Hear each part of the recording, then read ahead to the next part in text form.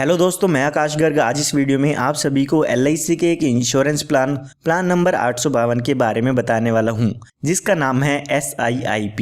तो ये जो LIC का इंश्योरेंस प्लान है वो शेयर मार्केट से लिंक है, यानी कि जो आपका पैसा है उस पैसे को LIC शेयर मार्केट में लगाती है या फिर जो गवर्नमेंट की सिक्योरिटीज होती है या बॉन्ड्स होते हैं उनमें LIC इन्वेस्ट करती है।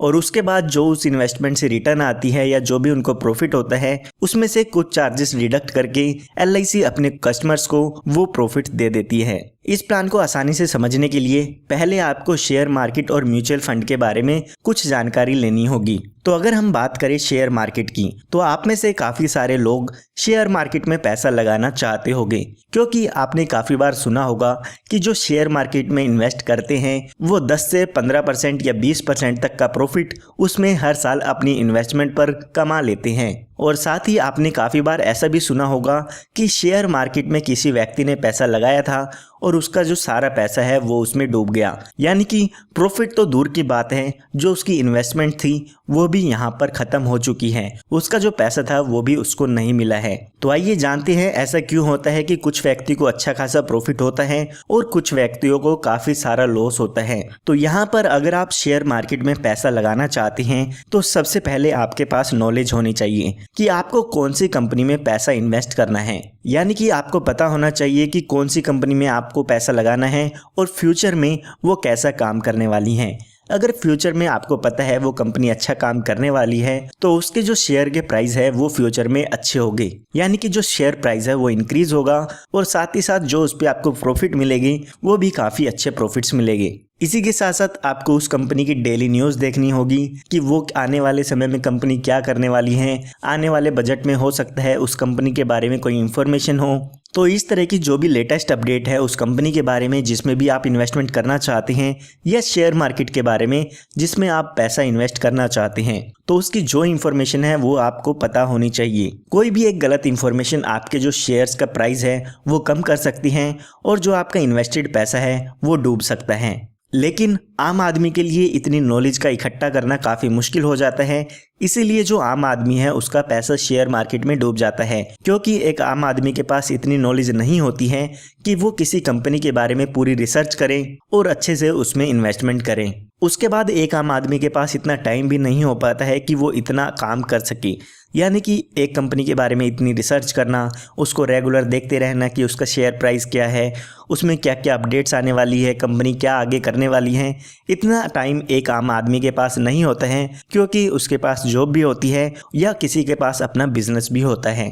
उसके बाद जो भी शेयर मार्केट में पैसा लगाना चाहते हैं उनको काफ़ी सारे पैसों की ज़रूरत होती है, क्योंकि कई बार शेयर का जो प्राइस है वो इतना ज़्यादा होता है कि आम एक आदमी उसको अफोर्ड नहीं कर सकता है, यानी कि एक शेयर भी बाय नहीं कर पाता है, क्योंकि आप में से ज़्यादातर लोग हर महीने 1000, 2000, 3000 रुपये जो मनी है वो अपना शेयर मार्केट में इन्वेस्ट करना चाहते हैं। लेकिन अगर हम ज़्यादा मनी की बात करें तो एक आम आदमी के पास इतना पैसा नहीं होता है, इसीलिए वो व्यक्ति डायरेक्ट शेयर को बाय नहीं कर पाता है। इसीलिए जब हम अपनी बात करते हैं तो हमारे पास इतनी नॉलेज नहीं होती है कि शेयर मार्केट के बारे में जान पाएँ, ना इतना टाइम होता है और ना इतना हमारे पास पैसा होता है कि हम शेयर मार्केट में पैसा लगाएं। तो इसी चीज़ को ध्यान में रखते हुए कुछ म्यूचुअल फंड कंपनी जो है वो मार्केट में आई। म्यूचुअल फंड में म्यूचुअल का मतलब होता है एक साथ आना और फंड का मतलब होता है पैसे जमा करना। तो यहाँ पर जो म्यूचुअल फंड कंपनी है उसकी मदद से काफ़ी लोग यहाँ पर शेयर्स में इन्वेस्ट कर सकते हैं। आइए इसकी डिटेल्स जानते हैं कि म्यूचुअल फंड कंपनी कैसे काम करती हैं। तो यहाँ पर एक एग्जांपल लेके समझे तो मान लेते हैं HDFC म्यूचुअल फंड कंपनी है, जिसे हम एसेट्स मैनेजमेंट कंपनी कहते हैं। तो काफ़ी सारे जो लोग हैं वो इसमें अपना पैसा जमा कर देते हैं। इनकी एक स्कीम होती है जिसे हम SIP कहते हैं, जिसकी फुल फॉर्म है सिस्टमेटिक इन्वेस्टमेंट प्लान। इस प्लान में आप हर महीने 500 रुपये, 1000 रुपये, 2000 रुपये हर महीने अपने जमा कर सकते हैं। और जब इस कंपनी के पास काफ़ी सारा इकट्ठा पैसा हो जाता है तो ये कंपनी अपने फंड मैनेजर्स को ये पैसा दे देती है। अब जानते हैं फंड मैनेजर्स कौन होते हैं। फंड मैनेजर्स वो व्यक्ति होते हैं जिनको शेयर मार्केट का 5 से 10-15 साल का एक्सपीरियंस होता है। इनको एक काफ़ी अच्छी नॉलेज होती है शेयर मार्केट के बारे में कि कौन सा शेयर कब बढ़ सकता है, कौन सा शेयर कब डाउन जाने वाला है और इनकी क्या क्या अपडेट्स आ सकती हैं। तो ये जो फंड मैनेजर्स होते हैं वो अपनी नॉलेज का यूज़ करके आप सभी के पैसे को शेयर्स में इन्वेस्ट करते हैं और जब इन शेयर से जब रिटर्न आती है तो उसमें से कुछ हिस्सा वो रख लेते हैं और जो बाकी का हिस्सा है वो आपको दे देते हैं। मान लेते हैं आपकी जो रिटर्न आई वो 12% इसमें मिलती है, तो उसमें से 1 या 2% का हिस्सा वो खुद रख लेते हैं और जो बाकी का हिस्सा है वो अपने इन्वेस्टर्स को दे देते हैं। इससे यहाँ पर जो म्यूचुअल फंड कंपनी है उसको भी फ़ायदा होता है और एक जो आम आदमी है, जो इन्वेस्टर है, उसको भी यहाँ पर फ़ायदा होता है, क्योंकि यहाँ पर शेयर मार्केट में उनका पैसा भी लग जाता है और उनको अच्छी रिटर्न भी देखने को मिल जाती है।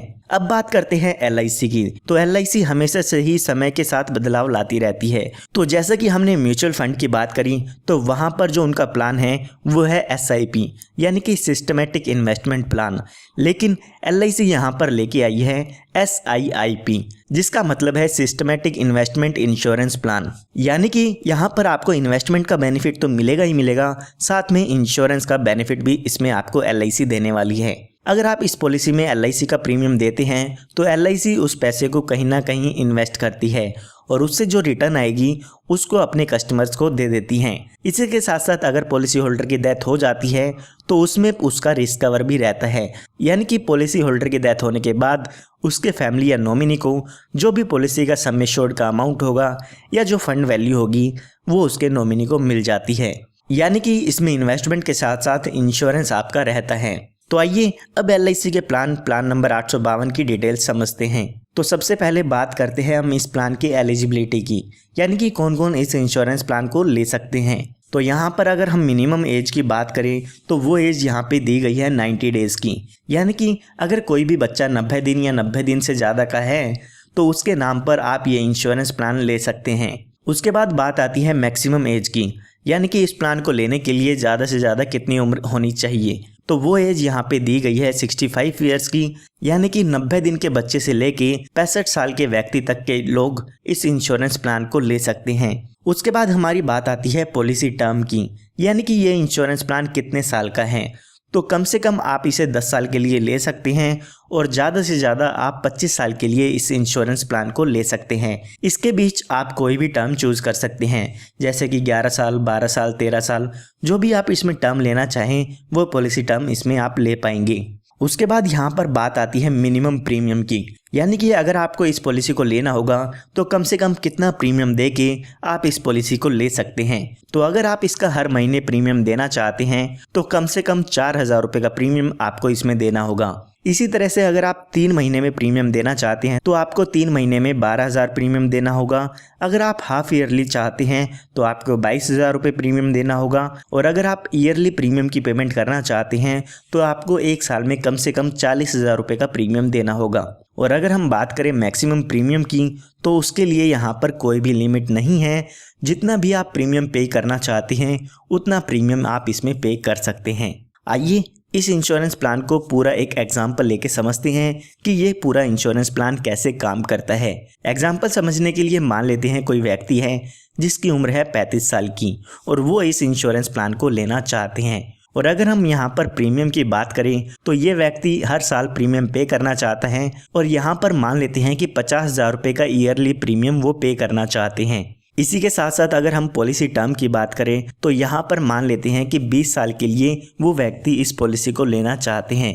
तो जब ये व्यक्ति पॉलिसी लेना चाहेगा तो इसको 4 ऑप्शन मिलते हैं। यहाँ पर पॉलिसी देने से पहले इनको 4 ऑप्शन मिलेंगे, उन 4 में से कोई भी एक ऑप्शन इनको सेलेक्ट करना होगा। आइए उन ऑप्शंस के बारे में जान लेते हैं कि इनको क्या क्या ऑप्शंस मिलते हैं। तो यहाँ पर जो पहला ऑप्शन दिया जाता है वो है बॉन्ड फंड का, दूसरा ऑप्शन है सिक्योर्ड फंड, तीसरा है बैलेंस फंड और जो फोर्थ ऑप्शन है वो है ग्रोथ फंड।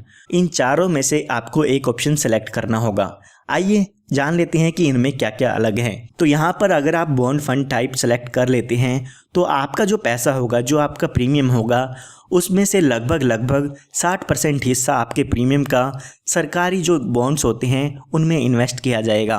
और उसके बाद अगर हम बात करें शॉर्ट टर्म इन्वेस्टमेंट्स की तो उसमें आपका लगभग 40% आपके प्रीमियम का हिस्सा शॉर्ट टर्म इन्वेस्टमेंट में इन्वेस्ट किया जाएगा। और अगर हम बात करें शेयर मार्केट की तो उसमें आपका 0% हिस्सा इन्वेस्ट किया जाएगा। यानी कि अगर आप बॉन्ड फंड चूज करते हैं तो आपका पैसा सिर्फ और सिर्फ गवर्नमेंट की सिक्योरिटीज़ और शॉर्ट टर्म मार्केट में पैसा लगाया जाएगा। यानी कि जो आपका पैसा है यहाँ पर सेफ होने वाला है, क्योंकि शेयर मार्केट में इसका कुछ भी हिस्सा आपका नहीं लगेगा। तो यहाँ पर इस टाइप के फंड में क्योंकि शेयर मार्केट में पैसा नहीं लगाया जाता है, तो यहाँ पर जो आपका रिस्क है वो काफ़ी कम होता है और जो आपका पैसा है वो काफ़ी सेफ रहता है। और इसमें यहाँ पर क्योंकि शेयर मार्केट में पैसा नहीं लगाते हैं, इसलिए जो आपकी रिटर्न है वो भी इसमें कम आती है। उसके बाद जो दूसरा फंड है वो है सिक्योर्ड फंड। इसमें आपका जो पैसा है, जो भी आप प्रीमियम देते हैं, उसका 45 से 85% तक का हिस्सा सरकार की बॉन्ड्स में लगा दिया जाता है। और उसके बाद हम बात करें शेयर मार्केट की, तो इसमें लगभग 15% तक का हिस्सा आपके प्रीमियम का इन्वेस्ट किया जाता है। यहाँ पर आपके जो प्रीमियम है उसका 15% हिस्सा शेयर मार्केट में लगाया जाता है, इसीलिए यहाँ पर आपका थोड़ा सा रिस्क हो जाता है। और जैसे जैसे रिस्क बढ़ता जाएगा वैसे वैसे आपकी जो रिटर्न बढ़ने के चांसेस हैं वो भी यहाँ पर इंक्रीज हो जाते हैं। उसके बाद यहाँ पे आपका एक बैलेंस फंड होता है, जिसमें जो आपका प्रीमियम है उसका 30 से लेकर 70% हिस्सा सरकार के बॉन्ड्स में लगाया जाता है और बाकी का जो 30% हिस्सा है वो यहाँ पर शेयर मार्केट में लगाया जाता है। तो यहाँ पर जो आपका प्रीमियम है उसका 30% शेयर मार्केट में लग जाता है, तो यहाँ पर आपके जो प्रीमियम है उस पर थोड़ी सी रिस्क बढ़ जाती है, यानी कि यहाँ पर आपको थोड़ा सा रिस्क लेना पड़ सकता है। आपका जो पैसा है डूबने के थोड़े से चांसेस यहाँ पर बढ़ जाते हैं। इसी के साथ साथ यहाँ पर प्रॉफिट होने के चांसेस भी ज़्यादा होते हैं। इसी के साथ साथ यहाँ पे एक ग्रोथ फंड भी होता है, जिसमें से आपके प्रीमियम का 20 से लेकर 60% हिस्सा सरकार की सिक्योरिटीज़ में लगाया जाता है और 40 से लेके 80% तक का हिस्सा आपका शेयर मार्केट में लगाया जाता है। तो यहाँ पर आपका जो रिस्क है वो भी ज़्यादा होता है, क्योंकि जो शेयर मार्केट में हिस्सा है वो ज़्यादा लगा हुआ है और यहाँ पर प्रॉफिट होने के चांसेस भी बढ़ जाते हैं। तो आप इनमें से कोई भी एक फंड चूज़ कर सकते हैं। अगर आप ज़्यादा रिस्क लेना चाहते हैं तो ग्रोथ फंड चूज़ कर सकते हैं। अगर आप कम रिस्क लेना चाहते हैं तो आप बॉन्ड फंड चूज़ कर सकते हैं। अगर आप बैलेंस रहना चाहते हैं तो बैलेंस फंड चूज़ कर सकते हैं। तो यहाँ पर अब काफ़ी लोग पूछते हैं कि अगर हम अपने फ़ंड टाइप को बदलना चाहें तो क्या बाद में हम बदल सकते हैं या नहीं बदल सकते हैं। तो उसका आंसर है यस। LIC ने आपको एक साल में 4 बार अपना फ़ंड टाइप बदलने का ऑप्शन दिया है, यानी कि एक साल में आप 4 बार इसको बदल सकते हैं। आपने ग्रोथ फंड ले लिया है तो उसको बैलेंस फंड में करा सकते हैं, बैलेंस फंड लिया है तो ग्रोथ में करा सकते हैं, या ग्रोथ फंड लिया है तो उसको बॉन्ड फंड में करा सकते हैं। तो आप इनको स्विच कर सकते हैं। एक साल में 4 बार आप फ्री में अपने फंड्स को स्विच करा सकते हैं। तो आइए अब बात करते हैं इसके बेनिफिट्स की, यानी कि पॉलिसी जो होल्डर है उसको इस प्लान का क्या क्या बेनिफिट मिलने वाला है, यानी कि लगभग उसको कितनी रिटर्न इससे मिल जाती हैं। तो जैसे कि हमने एग्जांपल में देखा, इसकी जो एज है वो 35 साल की है और यहाँ पर मान लेते हैं ये व्यक्ति ग्रोथ फंड में इन्वेस्टमेंट करना चाहता है। तो अभी इस व्यक्ति की एज 35 साल की हो चुकी है, तो आने वाले 20 सालों के लिए इस व्यक्ति को पॉलिसी के प्रीमियम की पेमेंट करनी होगी। हर साल 50,000 रुपये यहाँ पर इस व्यक्ति को देने होंगे। जब इस व्यक्ति की 55 साल की एज हो जाएगी तो यहाँ पर इस पॉलिसी की मैच्योरिटी हो जाती है, यानी कि जो ये पॉलिसी है वो ख़त्म हो जाती है और उस समय जो भी उनके फंड्स की वैल्यू होगी वो मिलती है और साथ ही साथ मोर्टेलिटी चार्जेस मिल जाते हैं। तो यहाँ पर अगर हम फंड की वैल्यू देखें तो यहाँ पर 20 साल के बाद लगभग 20,57,793 रुपये का अमाउंट मिल जाता है। हालांकि ये अमाउंट कोई भी फिक्स नहीं है, ये अमाउंट डिपेंड करता है शेयर मार्केट पे। ये अमाउंट कम भी हो सकता है, ये अमाउंट ज़्यादा भी हो सकता है। ये जो मैंने आपको एग्जाम्पल बताया है उसमें मैंने माना है कि LIC आपको 8% की रिटर्न देगी, यानी कि 8% आपको आपके पैसे पर रिटर्न मिलता रहेगा। तो उसके हिसाब से हम कैलकुलेशन देखते हैं तो ये अमाउंट आपको मिल सकता है। मैं आपको फिर से बताना चाहूँगा कि ये अमाउंट फिक्स नहीं है, ये सिर्फ और सिर्फ एक एग्जाम्पल के लिए मैंने आपको बताया है। उसके बाद अगर हम बात करें डेथ बेनिफिट की, तो एग्जाम्पल के लिए मान लेते हैं कि 9th ईयर में इस पॉलिसी होल्डर की डेथ हो जाती है। तो यहाँ पर 3 कैलकुलेशन की जाती है LIC की तरफ से जब भी पॉलिसी होल्डर की डेथ होती है। इन 3 कैलकुलेशन में से जिस भी कैलकुलेशन में सबसे ज़्यादा अमाउंट आता है वो अमाउंट उस पॉलिसी होल्डर के नॉमिनी को दे दिया जाता है। तो यहाँ पर जो सबसे पहले कैलकुलेशन है उसमें आपका बेसिक सम एश्योर्ड देखा जाता है। तो यहाँ पर अगर हम बेसिक सम एश्योर्ड देखें तो आपको जो प्रीमियम है उसको 10 से गुना करना होगा। अगर यहाँ पे देखते हैं तो यहाँ पर टोटल अमाउंट 5 लाख रुपए का आ जाता है, जो कि बेसिक सम एश्योर्ड है। उसके बाद अगर हम दूसरे ऑप्शन में बात करें तो यहाँ पर जो भी आपका टोटल बेसिक प्रीमियम पेड है उसका 105% किया जाता है। और अगर हम तीसरा ऑप्शन देखें तो उसमें आपकी जो भी फंड वैल्यू है वो यहाँ पर चेक की जा सकती हैं। तो अगर हम 9 साल की फ़ंड वैल्यू देखें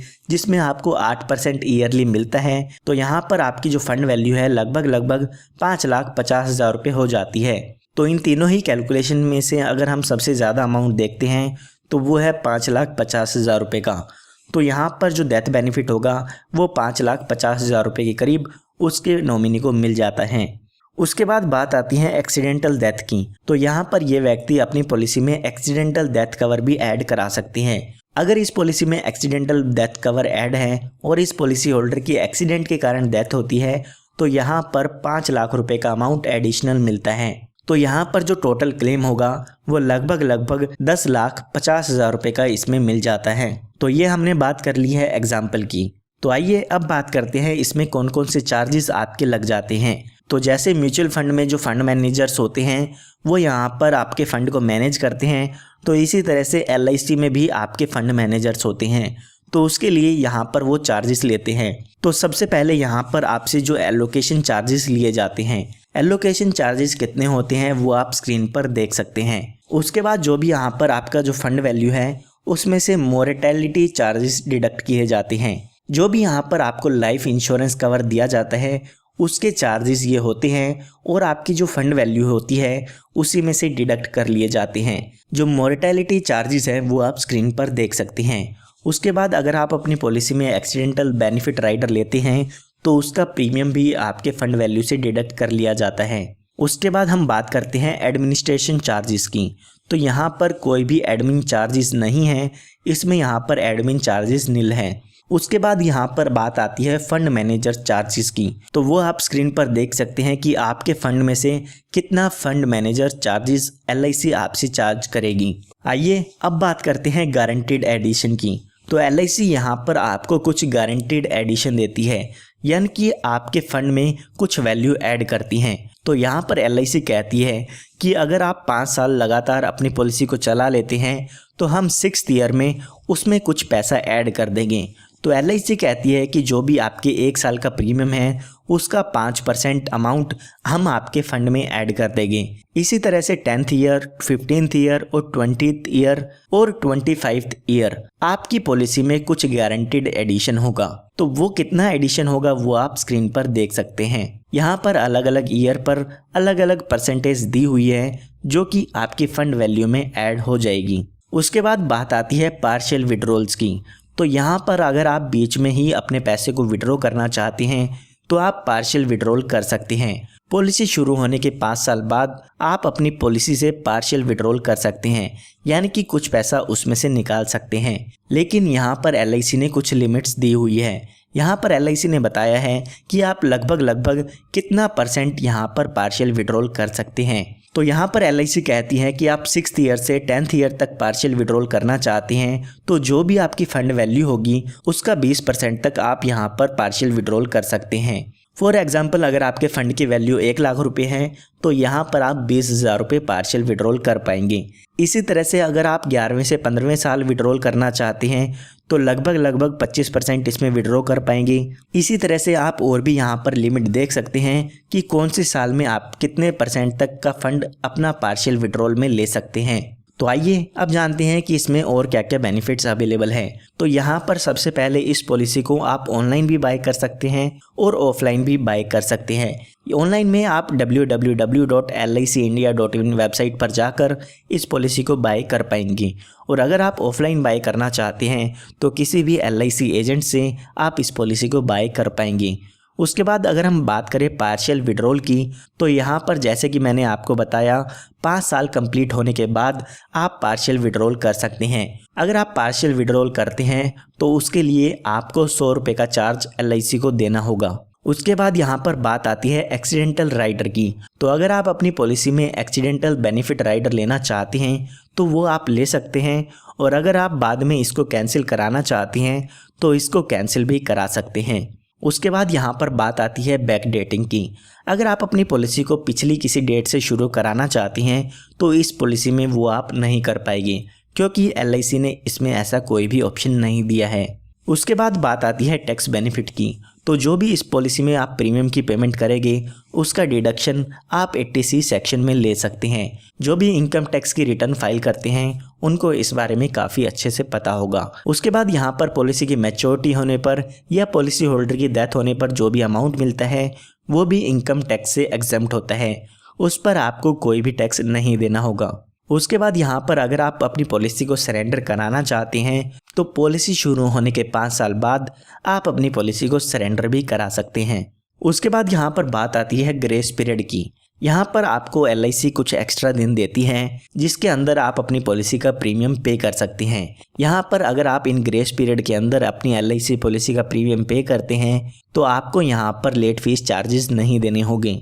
अगर आप मंथली प्रीमियम चूज़ करते हैं तो आपको 15 दिन का ग्रेस टाइम पीरियड मिलता है, या अगर आप 3 महीने, 6 महीने या 12 महीने में अपनी पॉलिसी का प्रीमियम पे करना चाहते हैं तो वहां पर आपको 30 दिन का ग्रेस टाइम पीरियड मिल जाता है, जिसमें आप बिना किसी लेट फीस के LIC पॉलिसी का प्रीमियम पे कर सकते हैं। उसके बाद जैसे कि मैंने आपको बताया, अगर आप अपने फंड को स्विच करना चाहते हैं तो 1 साल में 4 बार आप अपने फंड को स्विच कर सकते हैं। बिना किसी चार्जेस के आप ये सुविधा ले सकते हैं। उसके बाद अगर हम पॉलिसी लोन की बात करें तो इस पॉलिसी में लोन की कोई भी सुविधा अवेलेबल नहीं है, हालांकि इसमें आप पार्शियल विड्रॉल कर सकते हैं। तो इस वीडियो में हमने LIC के प्लान SIIP की काफ़ी सारी इन्फॉर्मेशन देख ली है। फिर भी अगर आपको कोई डाउट है तो वो आप कमेंट में पूछ सकते हैं, मैं जल्दी से जल्दी उसका रिप्लाई करने की कोशिश करूँगा। और अगर आपको ये वीडियो पसंद आई है तो वीडियो को लाइक ज़रूर कीजिएगा, क्योंकि इससे मुझे मोटिवेशन मिलती है कि मैं आपके लिए ऐसी ही वीडियोज़ लाता रहूँ। और अगर आप ऐसी ही वीडियोज़ चाहते हैं तो आप हमारे चैनल को सब्सक्राइब कर सकते हैं। सब्सक्राइब करना आप सभी के लिए फ्री है। धन्यवाद।